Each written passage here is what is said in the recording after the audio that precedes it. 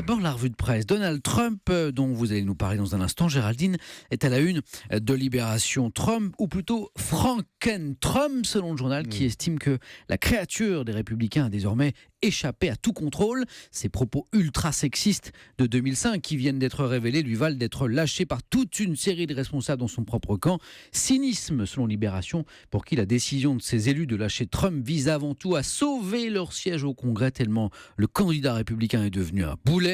Donald Trump du trash au crash, s'interroge Libé ce matin. Je dis bien s'interroge, car il ne faut jamais préjuger du résultat d'une élection, et l'immense majorité des électeurs républicains fait bloc derrière son candidat.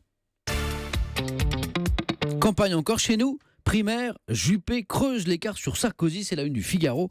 Un dernier sondage donne 42% des voix au premier tour pour le maire de Bordeaux, 28% seulement à l'ancien président. On en revient avec vous Yves, dans un instant. Le Figaro qui appelle par ailleurs ses lecteurs à ne pas oublier l'autre menace. Il y a la menace terroriste, bien sûr, mais aussi cette autre menace, celle de la délinquance quotidienne qui pourrit la vie de nombreux quartiers, comme la terrible agression contre des policiers dans l'Essonne vient de le rappeler.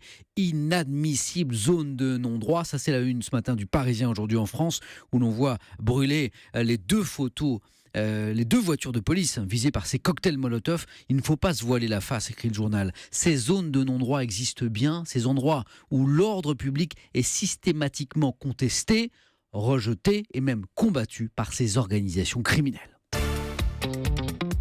Allez, sourions enfin avec ce billet de Michel Chiffre dans l'Opinion. Depuis longtemps, les hommes, Yves, se demandent pourquoi leurs femmes ont besoin de multiples paires de souliers alors qu'elles n'ont que 2 pieds, ou pourquoi elles doivent sans cesse renouveler leur garde-robe, ou pourquoi d'un strict plan économique est-il plus avantageux d'acheter beaucoup du moment que les articles sont en solde. Eh bien, une étude vient de répondre à ces questions et ça intéresse aussi Thomas Soto qui vient de nous rejoindre, je le vois. Bonjour. La mode rapporte plus à la France que les industries de l'aéronautique et de l'automobile réunis. Bonne nouvelle, une nouvelle robe, et voilà donc la croissance sauvée. Il aurait fallu poser la question à Imelda Marcos. Ah oui, exactement.